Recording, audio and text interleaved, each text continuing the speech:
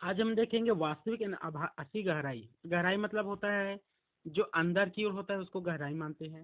अंदर की ओर मतलब कितनी दूरी तक गया है नीचे, ठीक है।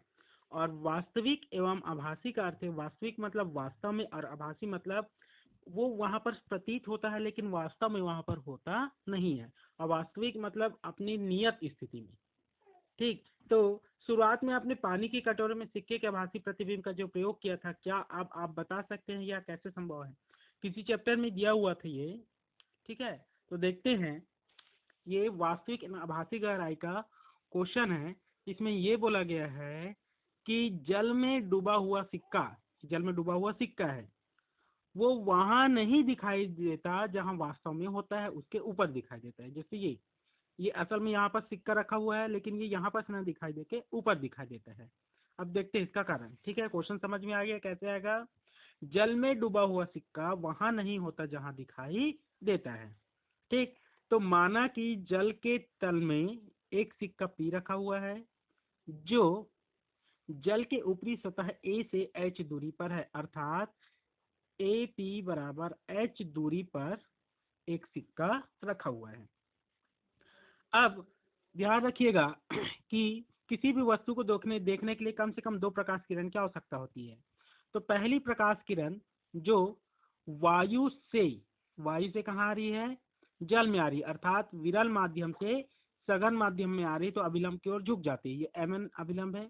और दूसरी प्रकाश किरण ये जो वायु से जल में प्रवेश करी है, तो ये भी अभिलंब की ओर झुक जाती है।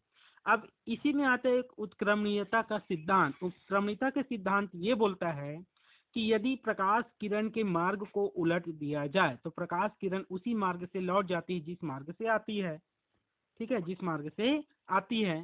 तो माने कि प्रकाश किरण इन दोनों मार्ग से आई थी, अब सिक्का से टकरा, चूंकि सिक्का चमकदार होता है, अतः प्रकाश किरण में ये गुण पाया जाता है कि किसी भी समतल चमकदार से टकराने के पश्चात वो वापस लौट जाता है। तो पहली प्रकाश किरण ये जो पी क्यू है, जल से क्यू आर दिशा में निर्गत होती है और अभिलंब से दूर हो जाती है। इसी प्रकार दूसरी प्रकाश किरण है पी एस जो एच टी दिशा में यहाँ से निर्गत होगी।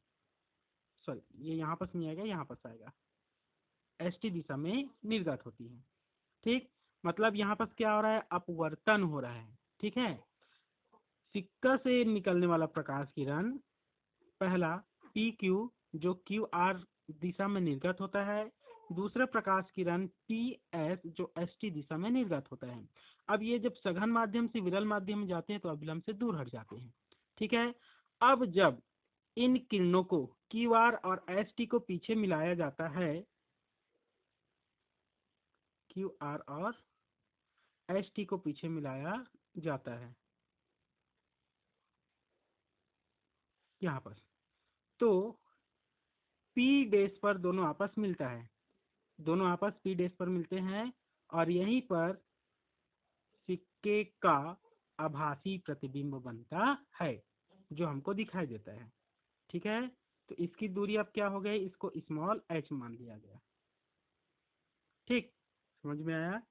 फिर से देखते हैं कि जल के तल में कोई सिक्का पी रखा हुआ है जो जल के ऊपरी सतह ए से एच दूरी पर है, अर्थात ए पी बराबर एच, ठीक है।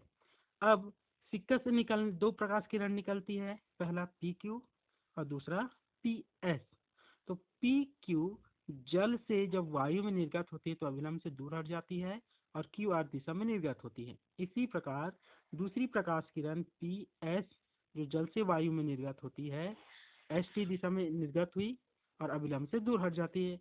जब इन दोनों प्रकाश किरण को मिलाया जाता है तो बिंदु पी डैश पर आपस में मिलते हैं, ठीक है। बिंदु पी डैश में आपस मिलते हैं, अर्थात सिक्के का आभासी प्रतिबिंब यहाँ बनता है। ये वास्तविक है, वास्तविक सिक्का,